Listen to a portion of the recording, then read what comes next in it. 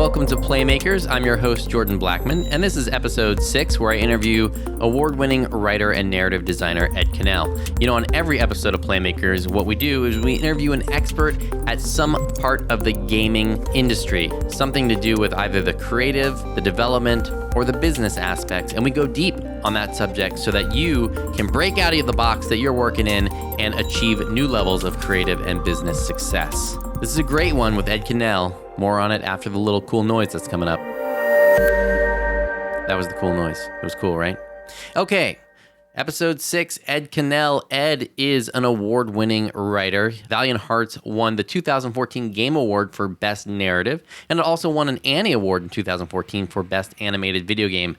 So playing this game is part of why I wanted to have Ed on. The game just had an amazing tone, a great story, and some really cool characters, and I thought it was just very ambitious for the size of game that it is. It's a relatively small game. It's a downloadable game, and it's both ambitious, and I think it does a great job of achieving those ambitions. And having worked on games where stories are told in small chunks, I know what a challenge that is, and I know what Ed achieved in Valiant Hearts. So we talk about that, and we get into some structure stuff, because Ed, in addition to Valiant Hearts, in addition to working on Leisure Suit Larry, in addition to working on Hunter the Reckoning, I want to say Hunter the Gathering, that's funny. In addition to those games, he also has done some work with Telltale Games, and we talk a little bit about what he learned there as well.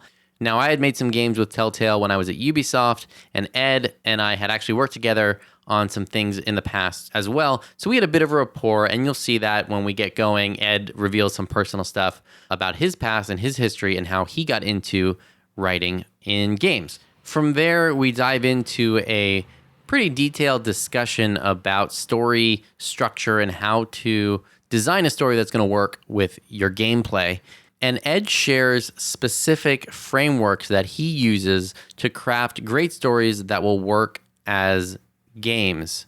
Now, I'm going to take a lot of the stuff that Ed talks about in this episode and turn it into a handy story cheat sheet that you can use. You can find that at playmakerspodcast.com. Go there, and we will have a cheat sheet in the post for this episode for you to download. And I'm going to leave the intro short on this one.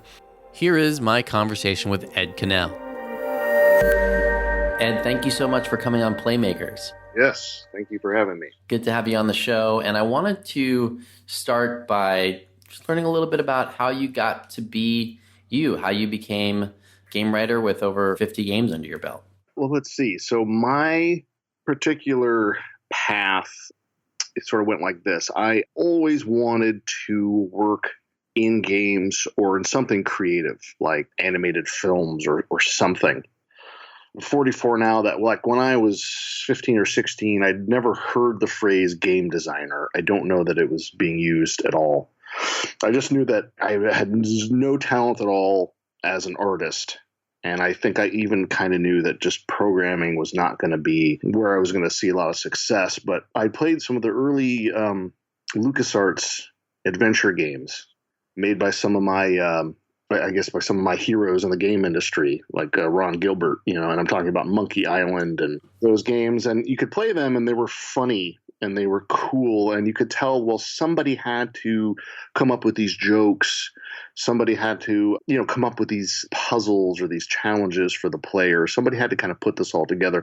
And I didn't know it at the time, but that somebody's was Tim Schafer, who now runs Double Fine, and Dave Grossman, who for a long time was the creative director at Telltale Games and is now with a startup called Earplay. And Ron Gilbert was I think this is accurate. He's kind of like the creative director on some of those games, and he's still out there making games. And so I guess I kind of knew what I wanted to do from an early age, but had absolutely not a clue how to get there. And I grew up in Portland, Oregon, where there no game industry, no film industry, no television, really nothing at the time. But also I had, I think, even as a kid, I lacked a lot of confidence, and I didn't have the confidence to say, this is what I want to do, and I'm going to, darn it, I'm going to do it. I had a lot of issues as a kid with depression, and I was already on my way to forming an addiction around some coping mechanisms. And my parents, God bless them, they're great people, and I have a good relationship with them now. And they always, I think, did their best.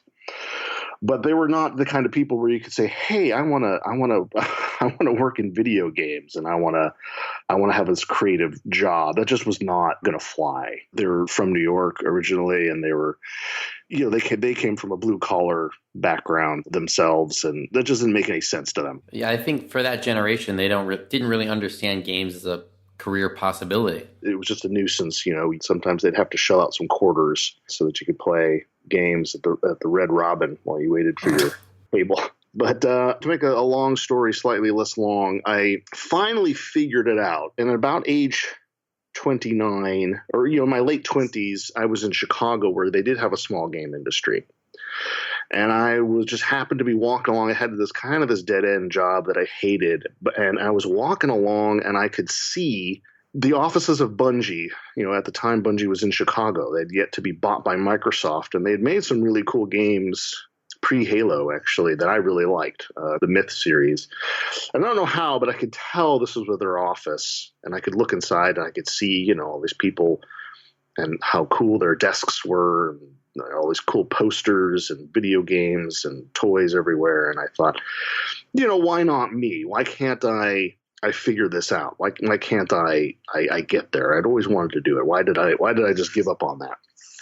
So I started kind of positioning myself in such a way that I would be a good candidate for a job. And I took some object-oriented programming classes, thinking at least I could maybe learn enough to be able to talk to programmers competently. And I would start taking industry people to lunch and asking them, questions, and just doing whatever I could to position myself as a viable candidate. And I got lucky when High Voltage Software in the burbs there, Chicago, was hiring for an assistant producer. On paper, anyway, I was maybe slightly overqualified, but I think I won them over with, my passion and, me wanting, the job so badly, and already being there in Chicago. And that's where I got in. That's where I broke in. And I spent 5 years there. And then afterwards, I was able to make sort of the sneaky lateral shift to a more creative role. What games were you working on at High Voltage? High Voltage was, as a producer, Hunter the Reckoning was a original Xbox title that I didn't have much to do with, aside from, again, being an assistant producer. I remember it being reviewed well. For the studio for that time, it was maybe their biggest success. And again, I did not have a large hand in it, but we made a game for the PS2 for Disney Interactive based on the movie Lilo and Stitch, which was actually pretty fun. And that was my first foray as a game designer. And then I worked on closed out my career there with Leisure Suit Larry Magna Cum Laude. Nice. The second to last Leisure Suit Larry game, one that certainly helped bury the franchise for its final nail in the coffin. But there's no way. That's not buried. That's coming back. After 5 years there, learning everything about, how games are made. That would get kickstarted in a week. Well, and in fact, for that, Al Lowe did kickstart what was mostly, I think, a reboot of the first one with some added content, and maybe that was the nail in the coffin. I don't know. So 5 years there, got laid off, moved back to Portland, and thought that was it. That was over. In fact, I took a full-time job at a company called Gerber Legendary Blades. When I moved back to Portland, I tried everything I could to get still stay in the game industry. And, but again, there was still no industry in Portland. And nobody was wanting to hire me for like a telecommute or anything like that. So I really thought my career was over. Was really resentful because I just had spent 5 years putting my heart and soul into a career that just in Portland, Oregon did not exist. And felt like I just wasted 5 years of my life. I got a job at a company that made knives for hunters and for the military, and spent 2 years. Gerber the Reckoning. Gerber, yeah. Spent 2 years going to like trade shows, including going to the NRA, going to the annual NRA. I cannot imagine you at those trade shows, man. Where I met Ted Nugent. I got to meet Ted Nugent. That was one good thing about working there. Besides, they gave me a paycheck, but I got to meet Ted Nugent at the NRA conference, and he has a son, a metrosexual son named Toby, which surprised me. Yeah, I would think that Ted Nugent's son would be, like Harley or Tap, Buddy, but he has a son named Toby who does not look like him at all.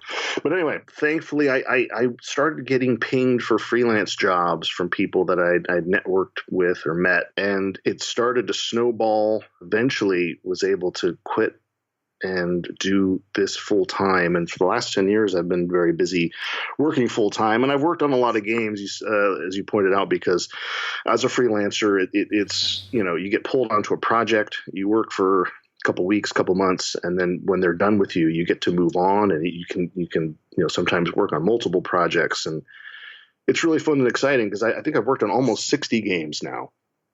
Wow. And, the diversity of projects is wonderful. Working with different people, that's part of what's really exciting is, things are fresh. That's kind of how I got to be here. You did ultimately get the chance to work with Dave Grossman, right, over at Telltale? I got to work with Dave Grossman while at Telltale. His people had hired me. Yeah, I got to interact with him, and I got to work for Telltale. What happened was, while at High Voltage Software, Dave Grossman and Noah Falstein, two of these, people who worked on games that made me want to be a game designer. Mm-hmm. They were both freelancers at the time, and we hired them. They came out to High Voltage, and they kind of let us in on the secret sauce of how they would plan narratively and structurally plan out one of their games, like a Monkey Island or something. Well, now that you've said the phrase secret sauce, I'm going to be spending the rest of the interview trying to get the secret sauce. It's nothing too crazy, but I mean, they basically showed us, like, here's the process of how we would put together, a really cool sort of interactive story.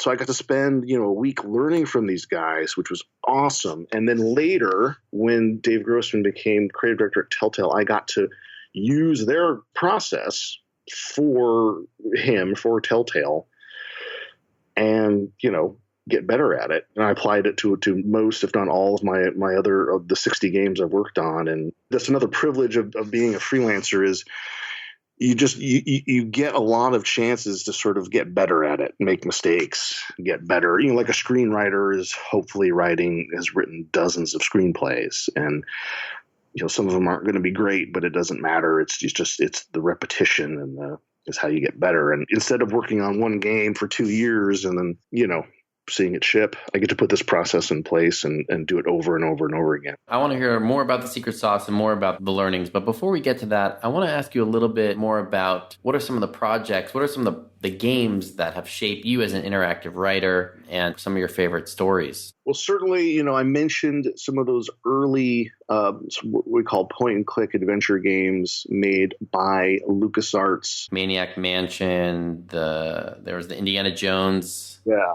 Grim Fandango was a real big one. Day of the Tentacle. Yeah, I mean, those for me had everything I wanted in that they were funny, they were sort of intellectually stimulating. They told like a cool story, but one that didn't take itself, too seriously. Nowadays, I'm still a Telltale fan. They're different in that I don't think Telltale even refers to them as games. They call them, I think, cinematic experiences. But they still feature some amazing writing and storytelling, and I still play almost everything Telltale makes and get inspired by it. The Walking Dead series was really great. So was Fable, the series they did based on the comic book. Naughty Dog, The Last of Us is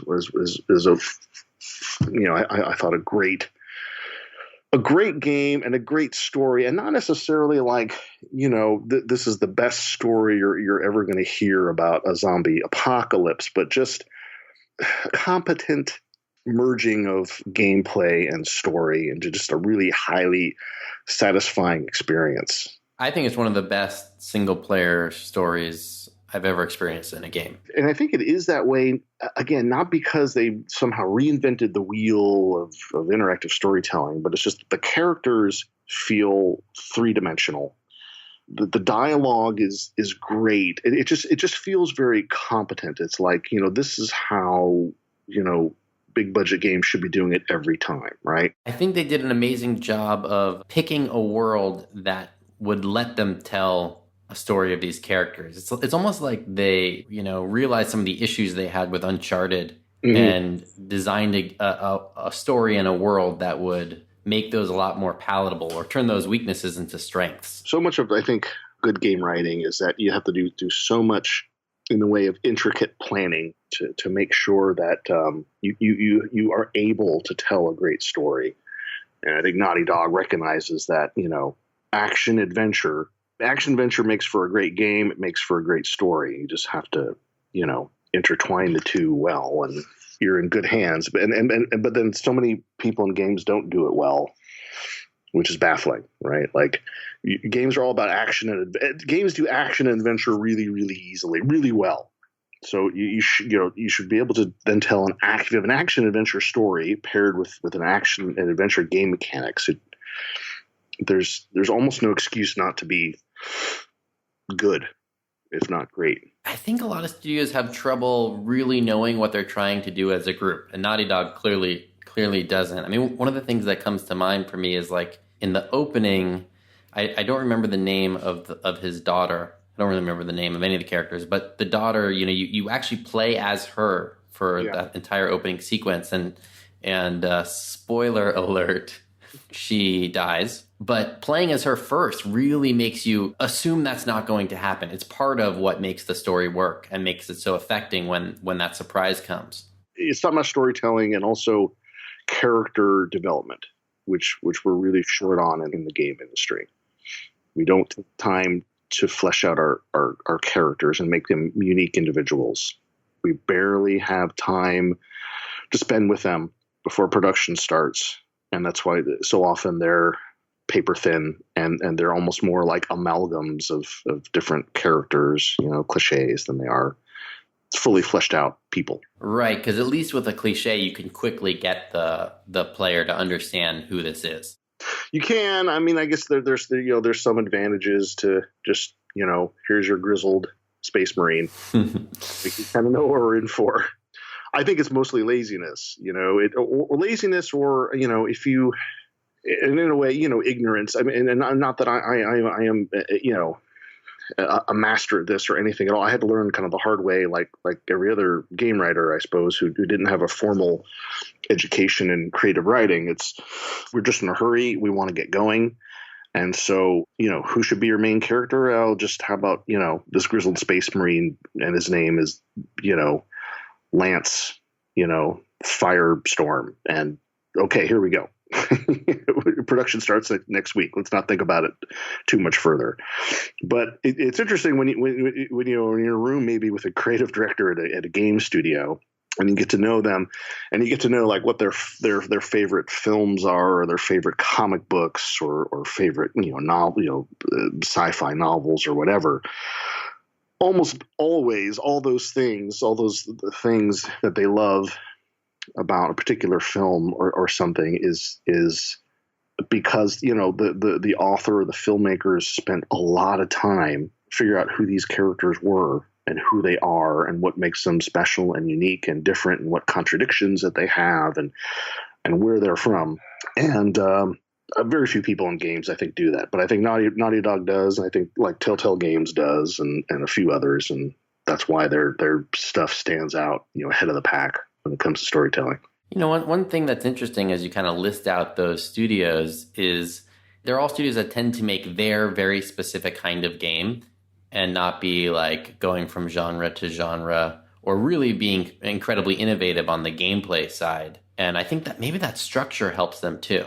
Sure. I mean, I think, studios always benefit from constantly trying to perfect games of a certain genre. Maybe like if you have a writing staff and you've hired them based on their ability to tell cool action adventure stories, it's probably a good idea not to pivot and try to have those people do something that they're not great at, because different writers are good at different things, and people have some range, but it's just not it's interesting. I mean, there are talking to clients or prospective clients, they tend to think that maybe a good writer is just a good writer and can do almost everything, but it's not so. You wouldn't hire Aaron Sorkin to do Saw 11. Right. Yeah. And I'm not terribly great. I'm finding out more and more. I'm just not terribly great at straightforward, like science fiction or high fantasy. I'm not great at it, which is unfortunate because I like that stuff, but I'm not good at it. Let's talk a little bit about Valiant Hearts, because I think that's a really cool story, and also one of the things that I think is amazing given what we're talking about the challenges of crafting a good story, that it's a pretty small game, right? I mean, I think it was originally conceived of as a downloadable kind of XBLA style game. It was going to be episodic. Oh. And each episode was going to focus on one of those distinct characters. So you had, a woman who was Belgian and was an ambulance driver. Is that Anna? Yeah. And you had an American soldier, which was a bit of a stretch because America didn't get involved until pretty much the end of that war. You had, I think, Emile, who was a Frenchman, potential son-in-law who was drafted against his will into the German army. He had a daughter. And then there was going to be another one who didn't, I think maybe he has a cameo in the game, but he was mostly cut. And that we had a British aviator. They're all implemented with so much panache, and the international aspect is really a fun part of that. Yeah, Valiant Hearts it's just one of the coolest, for me, just most fun, coolest things I ever worked on, and it was one that really challenged me. I tend to focus on lighthearted stuff or even just straight out comedic stuff, and I tend to be pretty good at it. I tend to do pretty well with it, and I do a lot of it. And maybe there's a little bit of I don't want to say that I think I work hard, but maybe there's just a little bit of comfort there or arrogance from like, yeah, I got this, I got this, no problem. I can keep the jokes going and no problem. And then you get to something like Valiant Hearts, where it's, a serious story, and the studio, Ubisoft studio in Montpellier, has made some great games in the past. This really meant a lot to them, this game, because this for them, this is their war. For America, for us, it's World War II. For them, it's World War I. And they were coming up on the 100th anniversary of the war, and they decided, hey, if anyone's going to make a game about World War I, it's got to be a French studio. I think their superiors, maybe in Ubisoft Paris, were understandably not necessarily super thrilled. I mean, about the commercial viability of sort of an adventure game centered around World War I. So here they are, they're making this game. I think they had started with somebody else and it just didn't work out for whatever reason. So they had myself and Matt Enton, with whom I've done a lot of work with in the past, fly out to Montpellier and help them. So I did what I do with a lot of clients, except this was just much more difficult. But basically, we all sat in a room together, and we had this giant whiteboard, and we basically plotted out the entire game in flowchart form. I've seen you do one of those on a project that we worked on together briefly, so I have some sense of what that might look like. So it looks just like this. So, and you start from the end. You decide where this thing's going to end, and then you work backwards. And I feel like we're getting a little secret sauce right now. A little bit, yeah. This is what Telltale taught me to do. You start with the ending, going backwards, and deciding, okay, in order to get to the ending, what has to happen, immediately before that till we get to the end. Okay, so you've got that step down. Now, what has to happen before you even get there? What's the immediate step prior to that point? And you keep working backwards. You have all these branching points where the player can maybe make different decisions that affect different things. And so you come away with this big, just ugly looking horizontal flowchart with all these twists and turns, but it helps immensely. It's the structure of your game, the backbone of your game. With Valiant Hearts, it was harder because we had these 4 or 5 playable characters, all of whom, and you take a turn playing all of these different characters, and their lives needed to intersect at certain points. The game needed to cover the entire war. So from like 1914 all the way through 1918, we were going to hop, skip, and jump. Were some of these decisions made back when it was originally conceived as an episodic experience? Yeah. Even when we were planning it, it was still going to be episodic. It does make sense to me of some of what the game is doing, knowing that. Yeah. We were going to hop, skip, and jump through 4 years of World War I, playing 5 different characters whose lives needed to intersect at points and branch off in others. And we had to stay true to history. So we couldn't just say, oh yeah, there was like a battle here, and the French were going to win it. No, we didn't want to play with any history. We had our books out, and we were like, okay, on this date, this incredible thing happened, and we want to be there for it. And so how can we incorporate it into our timeline in a way that honors history? And at the same time, you're trying to tell an entertaining story. It was a pretty daunting challenge, but we just sat there in this conference room every day for a week and did an episode per day until everybody was happy with what we had. And by the end of it, it was exhilarating. So is it sort of like a 5-act experience then? I suppose so. It's been a while since I played it. I mean, of course, I played it when it came out. They had cut one. Like I said, they cut a character from it and cut his episode, so to speak. I'm not sure. Structurally, I'm not sure. I'd have to play it again to kind of see if that holds true, but it was certainly a different experience just having it be one game instead of be episodic. Of course, when you leave and you go away, we went back. Matt and I went back home. We were then writing scenes. There's not much dialogue in the game, but we're still writing scenes and writing things like letters from soldiers to home from the front. And meanwhile, the team, they're developing this game. They've got to make changes. So. It went from episodic to just being, one experience. And, they have to make other structural changes based on, who knows, cuts to levels, schedule, new features, just rethinking things, stuff like that. It's par for the course. But the end result was pretty close to what we had worked out with them. And I was really excited and proud and happy to play it. It's a great story, and it's this relatively small game that feels epic, and knowing that it was episodic kind of makes sense of the the story being has a lot going on, but also yes, somehow it manages to have real emotional impact with these characters who don't like you said, don't even do that much speaking, and it's pretty incredible. Yeah, the talented group in Ubisoft Montpellier. Yeah, I wish we could have done more, with Valiant Hearts. For me, it's also very cool in that it's just one of those games that I've had a few of these that really take me out of my comfort zone. There's a theory that if you're good at comedy, you're also going to be good at drama if you push yourself, because there are two sides of that same coin. That's mostly true.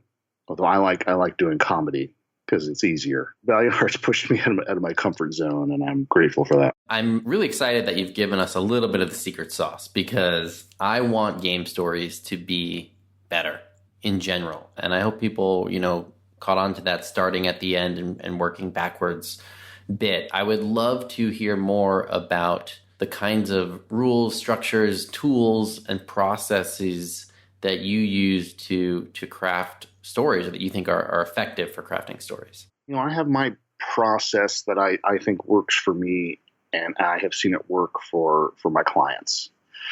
And that is, we got to make sure that we have a story. A lot of my clients come to me with an idea for a story or a story summary, and they confuse that with having a story. So they contact me, and we may start working together, and they say, okay, well, we have a story, and the story is there's this guy, and he, is like a dragon tamer, and then a bunch of stuff happens, and then he fights this bad guy who we're not sure what his name is, and then he dies, and he comes back as a ghost, but then he kills the bad guy, and they're both ghosts, and something like that. And so you often say, where can I pre-order? Yeah, you often say something. You often say, "Hey, we got a great start here. You have kind of an idea for a story. You have some direction here, but you don't. In my mind, you don't really have a story, right? We don't have a beginning and a middle and an end. In order to start, I just use something. There's a book called Invisible Ink by Brian McDonald. That's just a great book for any writer to pick up and read. Has this thing where he calls it 7 Easy Steps to a Better Story. And it's a way to both simplify what you have, but also give it some real structure. And so he applies these 7 steps. He says, okay, you finish these 7 sentences, basically. Once upon a time, blank. Okay. Once upon a time, you had a dragon tamer. And every day, blank. Okay. Every day he went about his business training dragons until one day. The beginning of Act 2. Right. This, I guess, the inciting incident maybe or something. Until one day, blank. Something happened. Right. And because of this, blank. Right. And she throws this in a second time. And because of this, blank. And you can keep doing that. Right. That's the sort of the meat of your story or kind of rising action. For a video game, we go on maybe like, and because of this blank, and because of that blank, and because of that blank, and we just keep going maybe until finally, and we're warming up to our resolution until finally blank. And ever since that day, this is our resolution, blank. Finish the sentence. If I'd have been smart, I would have come up with like a really cool example for you. I actually have maybe kind of an example that I used in those YouTube videos. But anyway, maybe you get the idea. So you've got these 7 easy steps towards simplifying your story and lending it some structure. If you can fill in those blanks adequately, you've got yourself a story. And from there, what I would normally do is then expand on that to add more detail where necessary until I have a treatment I can be proud of and that, everybody at the development studio can read it and look at it and realize, yes, this is our story and have confidence in it. And you can give it to any stakeholder and they can clearly and quickly see, what the story is and what it's about. As a brief aside, it's amazing. I've seen firsthand, it's amazing how much morale hangs on having a good story. When you have a developer who's working on a game that purports to tell a good story. And if that story is a mess, that really, some people think, it's just a small thing. It's just a small aspect of the game. It's not that big a deal. It really has an effect on the morale of the team. And I've just seen this firsthand when you come in and you help them straighten it out and organize their thoughts and lend their story some real structure and, word gets out to the rest of the team, it's a huge confidence boost. And I think part of that is people then have just a much better understanding of why they're creating assets, why they're making these sound effects, what this level should be, how they can help to tell the story, how they can participate so that everything they do somehow helps to push the story along. So we work with a treatment, and so we decide, okay, we have a real story, not just a vague idea for a story, but a real story. And that's great, but it's of limited value to us until we can take the game's mechanics and we can draw out a map on how to tell this story. And so that's when we just getting back this middle phase, which I consider to be narrative design, which is essentially now taking the mechanics of this game, which may include cinemas or cinema would be like a feature of the game, and plotting it all out step by step from end to beginning in flowchart form, including all your branching and all your stuff like that. So all your major interactive and non-interactive scenes are known, identified, have a purpose. Like, how are you going to tell the story you've just made a treatment for with the game mechanics that you actually have on hand? What's the player going to do step by step by step by step all the way to the end of the game? And exactly how and when is that story going to be told and be pushed forward? It's kind of the heavy lifting, it's where game narrative designers shine and writers, I think, from other mediums struggle because if they're not used to doing this part. Afterwards, all what you have left is full knowledge of where how and when all your writing needs to take place for this game. And then the writers can then go off and write dialogue while the rest of the team has this map. I can start creating the assets and features necessary to ship it. That is incredibly useful information about the flowchart, about these questions, and about that kind of narrative design process. One question I have about this, because I feel like this is the secret sauce, and I'm all about the secret sauce. With the kind of whiteboarding method, you work backwards. And with this invisible ink Brian McDonald method, it sounds like you work forwards. How does that play out for you? I mean, that's a good point. I think even with the story treatment, you could start with the ending and work backwards. But I guess just what's more important is not the order or the sequence in which you fill in all those sentences, right? It's just that you need to have an answer there. Once upon a time, what was going on? And every day, what? Until one day, well, what happened? Maybe we tend to just think of, in our DNA, we just tend to think of stories. You think of the beginning first and you work your way towards the end. That's just how we're used to telling stories or hearing stories. But just what matters is that you can fill in those blanks. I love the idea of starting with the end because, one, video game endings are so often just incredibly bad and unsatisfying. No one thinks you're going to get there. Like, no one thinks you're going to like, hardly anybody finishes, right? Like, they're oftentimes, it really is sometimes the mindset is, oh, well, who cares? No one's going to get that far. But the other thing is when you know the ending, I think as a creator, your control now over the experience is much greater.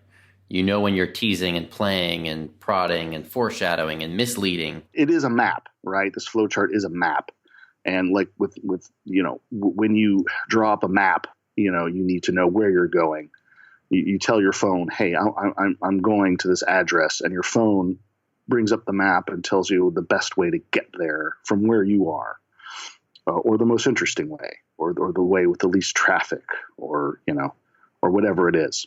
You got to know where you're going in order to steer the ship there. Now that we've solved all our listeners' story planning problems forever and ever. Welcome.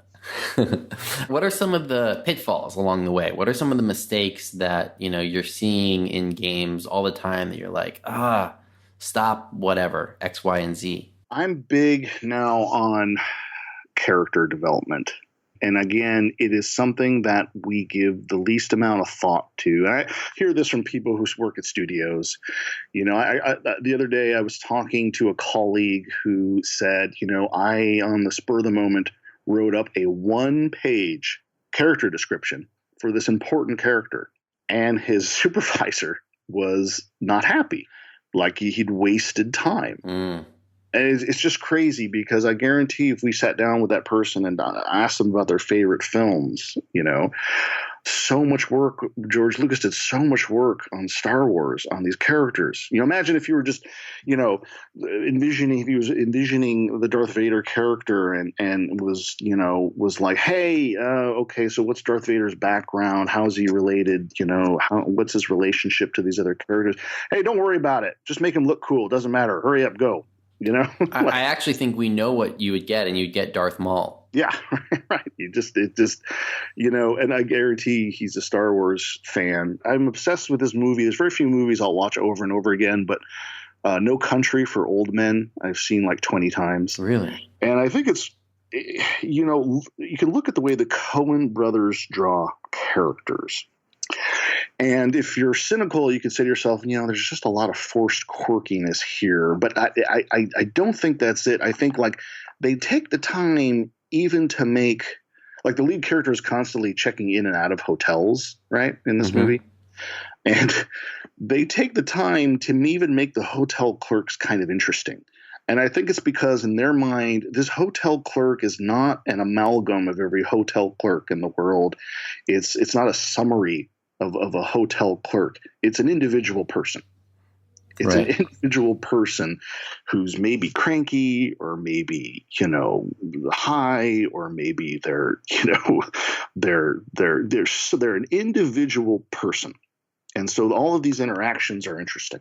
And of course, the main characters are extremely well thought out. Almost nobody does this in games. There's just, I think, a handful of developers that take the time to decide who are these characters And as if we get to know these characters, what would we discover about them, and what makes them interesting and rare? There's I don't know if you've ever heard this, but I read this I have a lot of books on writing and things, and they talk about, I think Dustin Hoffman, when he was a young actor, was one of the Fruit of the Loom guys. Mm-hmm. And apparently Dustin Hoffman, he can be a bit of a ball breaker, I think, even back then with directors and things. And he was like, I'm not just oranges. I'm not playing oranges. I am a specific orange. I am a singular orange. And what is this orange, this particular orange? What are they about? And we don't really do that in games. We just, if you're a space marine, you're just every space marine we've ever seen before, and we're just these top of the mind cliches are what we get most often. I think that's one of the things that is so great about the work of someone like Tim Schafer is you do feel that all the characters have been, labored over, and it's the craftsmanship piece, right? Like the characters aren't just serving a purpose. They're also, like you said, individuals. They're created in their own right. And I think to your point with Tim Schafer, I recall, Psychonauts, his first game, Double Fine made. Love that game. Adore it. I loved it as well. And I remember this story as he was preparing for this game and doing research. Friendster was still a thing. I remember this story too. Yeah. So he made Friendster profiles for all of his characters, major characters, minor characters, because he wanted to see which one of them, which ones would get along with each other, which ones would not, how they might react to one another. Who does that? Who does that?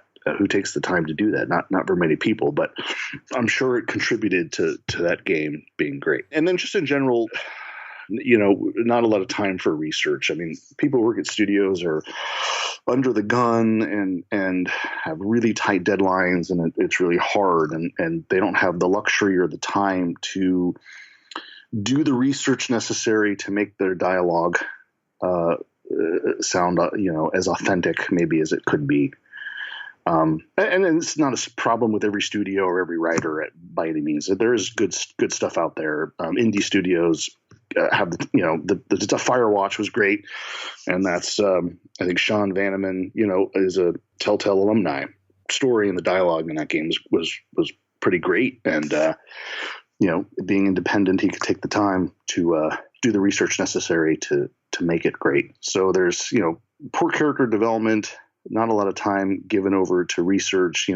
Research is maybe considered a luxury. I had this experience recently. I was working on a game with a culinary theme, and I had done a rev of dialogue on maybe like 100 different quests.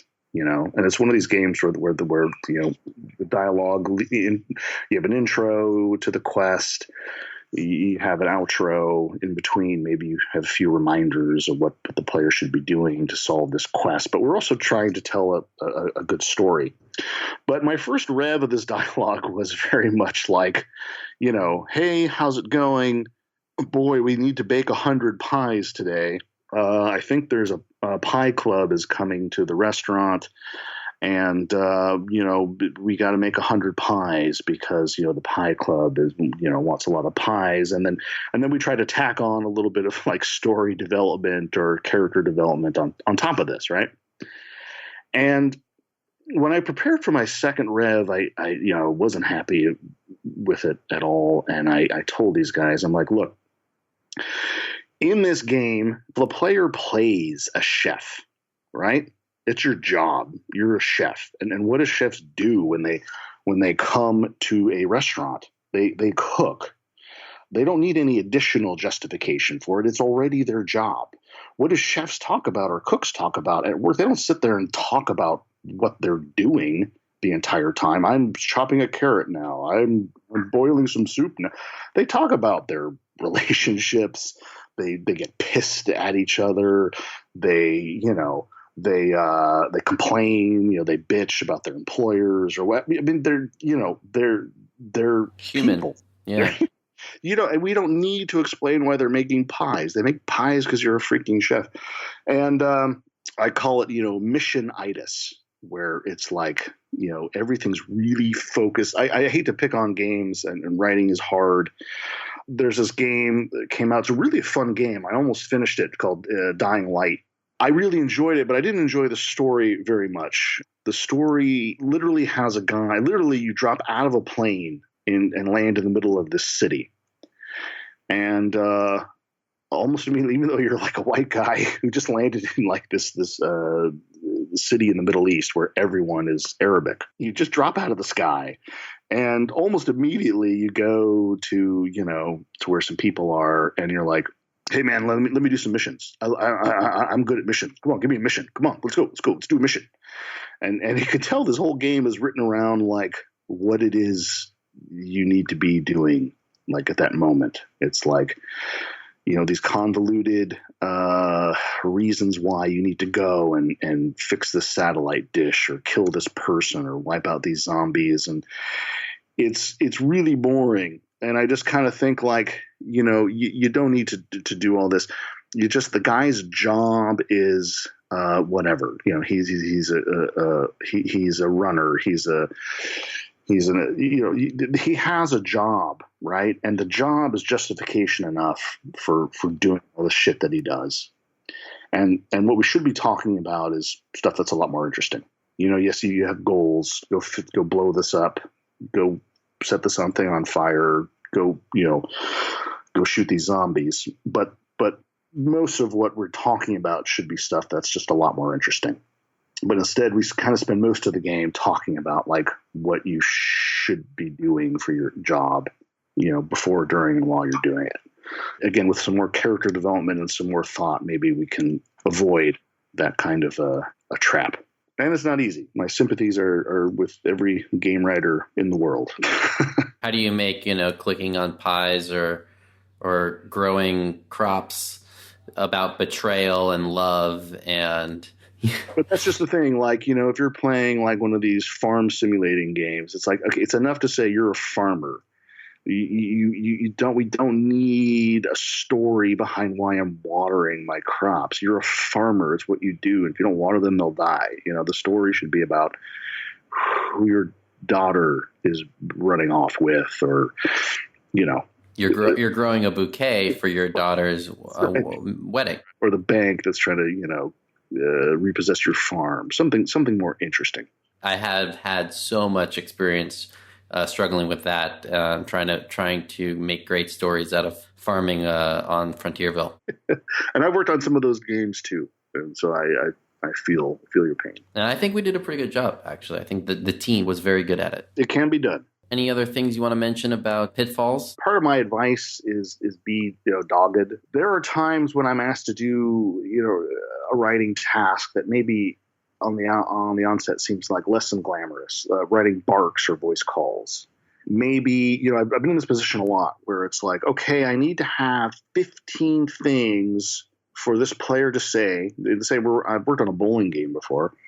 15 things, 20 things for this player to say when they roll a gutter ball. And they need to be funny, and they need to be short, and they need to be in character. Okay, because this character is like a unique character. And that's really hard, right? One-liners that are short and funny and have personality and communicate that I've rolled a gutter ball. And so I think what I see writers doing is you bang your head on the wall trying to come up with 20 original things, and eventually your soul leaves your body, and the last 10 or 12 are just are not your best writing. Mm-hmm. And I totally understand that. And this is where some of my obsessive compulsive tendencies are help me, is that I will stare at that empty cell in Excel for 40 minutes if I have to. But I want to make sure that all 20 of them are short and are funny and do communicate what they have to communicate and do have personality. If it takes me 2 or 3 hours, then that's sometimes what I'll do. And sometimes it just takes time. It just takes rolling up your sleeves and getting dirty, or getting under the hood or whatever. It just sometimes it's just it just takes a lot of time. And but when you do 20 of those and they are good and they are funny, it's a great reward. It's to hear them in the game and be proud of them and have the rest of the team be excited about what you did and, be dogged sometimes. I mean, making games, you can also get into missionitis. And sometimes instead of just trying to finish that list, you got to take a break, come back. We had Lev Chapelsky on the show. One of the stories he shared was working on Hot Shots Golf and coming up with, they had like a team to do just these tiny little lines for like hitting a great shot or a bad shot, and you never know what's going to hit. It turns out that like they had one of the guys, when you hit a great shot, go cream cheese. That was like one of the most memorable things in the game. Yeah, that can happen. I'm sometimes surprised by what hits or what doesn't with barks and voice calls. More often than not, I'm not surprised. Pretty good sense of when you turn something in, what's good and what maybe could be better. But it's always a pleasant surprise when that happens. I think that speaks to your craftsmanship and your experience. I hope so. Experience for sure. It's hard to get good at the craft of game writing, like I said. There are some universities and things that you can go to and learn, like USC or other places, but we don't have 100 years of history and from which to draw from, like film, and we don't, there are some. I haven't read every book on game writing, and I have a feeling there are some, maybe a few good ones out there, but we don't have our Save the Cat that can just kind of get you started, and it's just hard. I'm lucky to have worked on dozens of games because not that many people get that chance.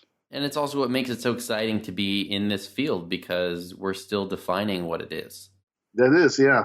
On the early onset of games is pretty fascinating. I mean, there's still people, like some of the earliest people to make games at all are still making games. Like they're still alive and they're still making games.